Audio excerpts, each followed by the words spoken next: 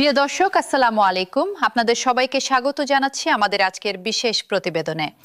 আজ আমরা কথা বলবো বাংলাদেশের লক্ষ লক্ষ সরকারি কর্মকর্তা কর্মচারী, শিক্ষক, পেনশনভোগী এবং তাদের পরিবারের সবচেয়ে বড় প্রত্যাশা নবম জাতীয় পে স্কেল নিয়ে।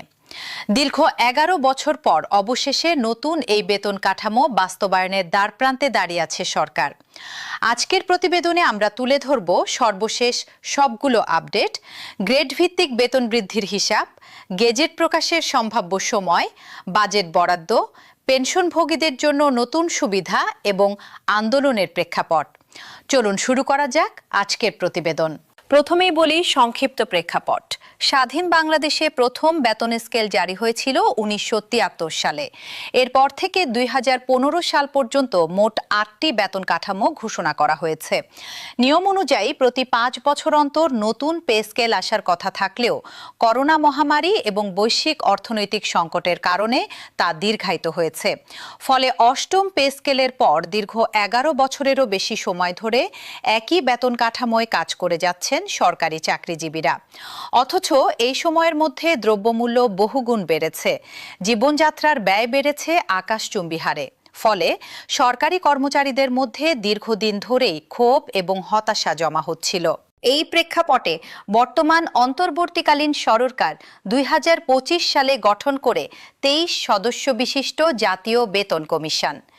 এই কমিশনের নেতৃত্বে ছিলেন সাবেক অর্থ সচিব জাকির আহমেদ খান। কমিশন দীর্ঘদিন ধরে সরকারি কর্মচারীদের বিভিন্ন সংগঠনের সঙ্গে আলোচনা করে বাজেট পরিস্থিতি বিশ্লেষণ করে অবশেষে চলতি বছরের ২১শে জানুয়ারি প্রধান উপদেষ্টার কাছে তাদের চূড়ান্ত প্রতিবেদন জমা দেয়। কমিশনের সুপারিশে বলা হয়, সরকারি কর্মচারীদের বেতন ও ভাতা ১০০ থেকে ১৪২% পর্যন্ত বাড়ানো উচিত।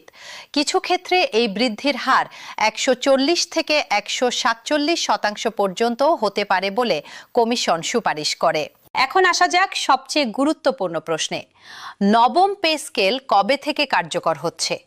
চলতি বছরের ১১ই জুন জাতীয় সংসদে নতুন অর্থবছরের বাজেট উপস্থাপনের সময় অর্থ ও পরিকল্পনা মন্ত্রী আমির খসরু মাহমুদ চৌধুরী ঘোষণা দেন যে আগামী ১ জুলাই ২০২৬ থেকে ধাপে ধাপে সরকারি কর্মচারীদের জন্য নতুন বেতন কাঠামো বাস্তবায়ন করা হবে। তিনি বাজেট বক্তব্যে উল্লেখ করেন যে গত ১১ বছর ধরে সরকারি কর্মচারীরা একই কাঠামোর আওতায় বেতন ভাতা পাচ্ছেন, অথচ মূল্যস্ফীতির কারণে জীবনযাত্রার ব্যয় উল্লেখযোগ্যভাবে বেড়েছে। এই ঘোষণার ফলে সারা দেশের প্রায় ১৪ লাখ সরকারি কর্মকর্তা কর্মচারী এবং ১০ লাখেরও বেশি অবসরপ্রাপ্ত কর্মচারীর মধ্যে স্বস্তির বার্তা পৌঁছায়। তবে বাস্তবায়নের পদ্ধতি নিয়ে সময়ের সঙ্গে সঙ্গে পরিবর্তন এসেছে। শুরুতে সরকার ৩ ধাপে পে স্কেল বাস্তবায়নের পরিকল্পনা করেছিল, কিন্তু সরকারি কর্মচারীদের বিভিন্ন সংগঠন এই পরিকল্পনার বিরুদ্ধে আপত্তি জানায়। তাদের দাবি ছিল একবারে অথবা কম ধাপে পুরো বেতন কাঠামো বাস্তবায়ন করতে হবে। এই আপত্তির প্রেক্ষিতে মন্ত্রিপরিষদ সচিব নাসিমুল গনির নেতৃত্বে পুনর্গঠিত একটি উচ্চ পর্যায়ের কমিটি পরিকল্পনা পরিবর্তন করে নতুন পরিকল্পনা অনুযায়ী এখন ২ ধাপে এই পে স্কেল বাস্তবায়ন করা হতে পারে।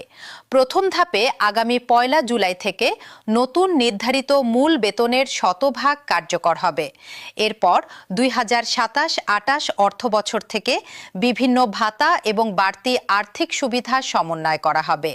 গেজেট প্রকাশের বিষয়েও রয়েছে গুরুত্বপূর্ণ আপডেট। সরকারি সূত্র জানিয়েছে, প্রধানমন্ত্রীর চূড়ান্ত অনুমোদনের পরই অর্থ মন্ত্রণালয় থেকে আনুষ্ঠানিক প্রজ্ঞাপন বা গেজেট জারি করা হবে। বেসামরিক প্রশাসন, বিচার বিভাগ এবং সশস্ত্র বাহিনীর জন্য পৃথক পৃথক বেতন কাঠামোর প্রতিবেদন প্রায় চূড়ান্ত পর্যায়ে পৌঁছেছে। সর্বশেষ তথ্য অনুযায়ী গেজেট প্রকাশ কিছুটা পিছিয়ে যেতে পারে এবং তা জুলাই মাসের মাঝামাঝি বা শেষের দিকে প্রকাশিত হতে পারে বলে ধারণা করা হচ্ছে। তবে মূল বেতন কাঠামো ১ জুলাই থেকেই কার্যকর ধরে নিয়ে হিসাব নিকাশ শুরু হয়ে গেছে বলে সংশ্লিষ্ট সূত্র নিশ্চিত করেছে। এবার আসা যায় গ্রেড ভিত্তিক বেতন বৃদ্ধির হিসাবে। বর্তমানে দেশে মোট ২০টি বেতন গ্রেড রয়েছে এবং নতুন কাঠামোতেও এই ২০টি গ্রেডই বহাল রাখা হচ্ছে। প্রথম থেকে দশম গ্রেড পর্যন্ত কর্মকর্তাদের মূল বেতন প্রায় 100% অথবা তার কিছুটা কম হারে বাড়তে পারে।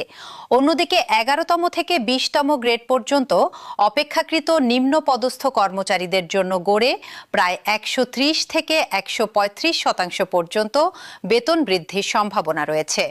উদাহরণ হিসেবে বলা যায়, যদি 11তম গ্রেডে বেসিক শতভাগ বাড়ে তাহলে বর্তমান 12,500 থেকে 30,230 টাকার পরিসর বেড়ে দাঁড়াবে 25,000 থেকে 60,460 টাকায়। একইভাবে 12তম গ্রেডের মূল বেতন 11,300 থেকে 27,300 টাকা থেকে বেড়ে দাঁড়াতে পারে 22,600 থেকে 54,600 টাকায়। সর্বনিম্ন এবং সর্বোচ্চ বেতনের কথা বললে বর্তমানে 20তম গ্রেডের সর্বনিম্ন মূল বেতন 8,250 টাকা। কমিশনের সুপারিশ অনুযায়ী এটি বাড়িয়ে 20,000 টাকা করার প্রস্তাব করা হয়েছে, যা প্রায় 142% বৃদ্ধি।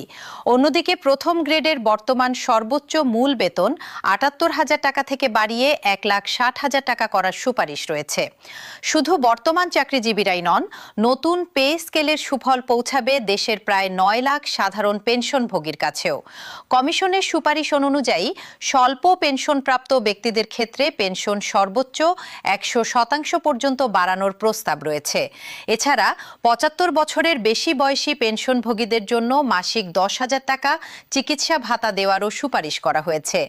পেনশন গ্র্যাচুইটির হার 1:500 টাকা নির্ধারণ এবং শতভাগ পেনশন সুবিধা নিশ্চিত করার প্রস্তাবও কমিশনের সুপারিশে রয়েছে। এবার আসা যাক ভাতার বিষয়। নতুন পে স্কেলে বাড়ি ভাড়া ভাতা নিয়ে বেশ আলোচনা চলছে।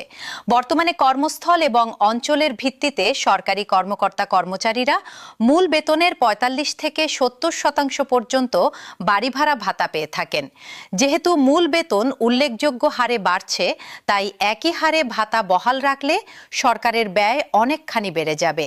এই কারণে বাড়ি ভাড়া ভাতার হার কিছুটা যৌক্তিক পর্যায়ে নামিয়ে আনার প্রস্তাব নিয়ে অর্থ মন্ত্রণালয়ে আলোচনা চলছে। এছাড়া টাইম স্কেল এবং সিলেকশন গ্রেড পুনর্বহাল করার সুপারিশও কমিশন করেছে, যা দীর্ঘদিন ধরে সরকারি কর্মচারীদের একটি বড় দাবি ছিল। বাজেট বরাদ্দের হিসাব বলতে গেলে সদ্য উপস্থাপিত 2026-27 অর্থ বছরের বাজেটে নতুন বেতন কাঠামোর আংশিক বাস্তবায়নের জন্য প্রায় 44,000 কোটি টাকা বরাদ্দ রাখা হয়েছে। অর্থ মন্ত্রণালয়ের কর্মকর্তারা জানিয়েছেন, এই বরাদ্দ নেট পাবলিক সার্ভিস খাতে রাখা হয়েছে এবং চলতি অর্থ বছরের সংশোধিত বরাদ্দের তুলনায় এই খাতে ব্যয় প্রায় 54,572 কোটি টাকা বেড়ে নতুন অর্থ বছরে দাঁড়িয়েছে 1,41,444 কোটি টাকায়। প্রাথমিক হিসাব অনুযায়ী পূর্ণাঙ্গ সুপারিশ একবারে বাস্তবায়ন করতে গেলে সরকারের অতিরিক্ত প্রায় 43,000 কোটি টাকা প্রয়োজন হতো। তবে বর্তমানে কর্মচারীরা যে 10% মহার্ঘ ভাতা পাচ্ছেন তা নতুন কাঠামোর সঙ্গে সমন্বয় করার ফলে সরকারের অতিরিক্ত ব্যয়ের চাপ কিছুটা কমে 37,000 কোটি টাকায় নেমে এসেছে। তবে এই দীর্ঘ প্রতীক্ষার পথ মোটেও সহজ ছিল না। চলতি বছরের ফেব্রুয়ারি মাসে নবম পে স্কেল দ্রুত বাস্তবায়নের দাবিতে বড় ধরনের আন্দোলন হয় রাজধানী ঢাকায়। সরকারি কর্মচারী দাবি আদায় ঐক্য পরিষদের ব্যানারে আন্দোলনকারীরা প্রধান উপদেষ্টার বাসভবন যমুনা অভিমুখে অগ্রসর হলে পুলিশ জলকামান এবং সাউন্ড গ্রেনেড ব্যবহার করে তাদের সরিয়ে দেয়। এরপর আন্দোলনকারীরা হোটেল ইন্টারকন্টিনেন্টাল মোড়ে অবস্থান নেন এবং দীর্ঘ সময় বাংলা মোটর থেকে শাহবাগমুখী সড়কে যান চলাচল বন্ধ থাকে। এছাড়া এপ্রিল মাসের 5 থেকে 10 তারিখ পর্যন্ত সরকারি কর্মচারীদের একটি বড় অংশ দেশব্যাপী 6 দিনের কর্মসূচি পালন করেন, যা সরকারের নীতি নির্ধারকদের দৃষ্টি আকর্ষণ করতে সক্ষম হয়। এই আন্দোলন এবং কর্মসূচিগুলোই মূলত সরকারকে দ্রুত সিদ্ধান্ত নিতে এবং 2 ধাপে বাস্তবায়নের পরিকল্পনায় পরিবর্তন আনতে বাধ্য করেছে বলে সংশ্লিষ্ট মহল মনে করছে। শিক্ষক সমাজের জন্য রয়েছে বিশেষ সুখবর। এমপিওভুক্ত শিক্ষক কর্মচারীদেরও এই নতুন পে স্কেলের আওতায় আনার পরিকল্পনা রয়েছে। বিশেষজ্ঞদের মতে, তৃতীয় ধাপে যখন সকল ভাতাদি পূর্ণাঙ্গভাবে বাস্তবায়িত হবে, তখন এমপিওভুক্ত শিক্ষকদের মোট বেতন বর্তমানের তুলনায় একটি নতুন উচ্চতায় পৌঁছাবে, যা শিক্ষকদের জীবনযাত্রার মান উন্নয়ন এবং পেশাগত মর্যাদা বৃদ্ধিতে গুরুত্বপূর্ণ ভূমিকা রাখবে। তবে এই পুরো প্রক্রিয়ার মধ্যে কিছু চ্যালেঞ্জও রয়ে গেছে। অর্থ মন্ত্রণালয়ের কর্মকর্তারা বলছেন, সরকারের আর্থিক সঙ্গতির ওপর নির্ভর করেই বাস্তবায়নের গতি নির্ধারিত হবে। রাজস্ব আদায়ের পরিস্থিতি ভালো না হলে ধাপে ধাপে বাস্তবায়নের সময়সীমা আরও দীর্ঘায়িত হতে পারে। একই সঙ্গে বিভিন্ন খাতে ভাতা পুনর্নির্ধারণ নিয়েও আলোচনা চলমান থাকায় গেজেট প্রকাশে সামান্য বিলম্ব হতে পারে বলে ইঙ্গিত দিয়েছে সংশ্লিষ্ট সূত্র। সব মিলিয়ে বলা যায়, নবম জাতীয় পে স্কেল এখন বাস্তবায়নের একেবারে দ্বারপ্রান্তে। সরকারের ঘোষণা অনুযায়ী 1 জুলাই থেকে মূল বেতন কার্যকর হওয়ার কথা থাকলেও আনুষ্ঠানিক গেজেট প্রকাশ হতে আরও কিছুদিন সময় লাগতে পারে। তবে একটি বিষয় স্পষ্ট, দীর্ঘ 11 বছরের প্রতীক্ষার পর অবশেষে সরকারি চাকরিজীবী, পেনশনভোগী এবং এমপিওভুক্ত শিক্ষকদের জন্য একটি নতুন বেতন কাঠামোর আলো দেখা যাচ্ছে। আগামী দিনগুলোতে গেজেট প্রকাশ, গ্রেড ভিত্তিক চূড়ান্ত বেতন তালিকা এবং বাস্তবায়নের অগ্রগতি নিয়ে আরও বিস্তারিত তথ্য সামনে আসবে। দর্শক, নবম পে স্কেল নিয়ে সর্বশেষ প্রতিটি আপডেট সবার আগে জানতে আমাদের চ্যানেলটি সাবস্ক্রাইব করে রাখুন এবং নোটিফিকেশন বেল আইকনটি অন করে দিন, যাতে কোনো গুরুত্বপূর্ণ খবর আপনার কাছে পৌঁছাতে দেরি না হয়। আপনার মতামত এবং প্রশ্ন কমেন্ট বক্সে জানাতে ভুলবেন না। ভালো থাকুন, সুস্থ থাকুন। আজকের মতো এখানেই শেষ করছি। আল্লাহ হাফেজ।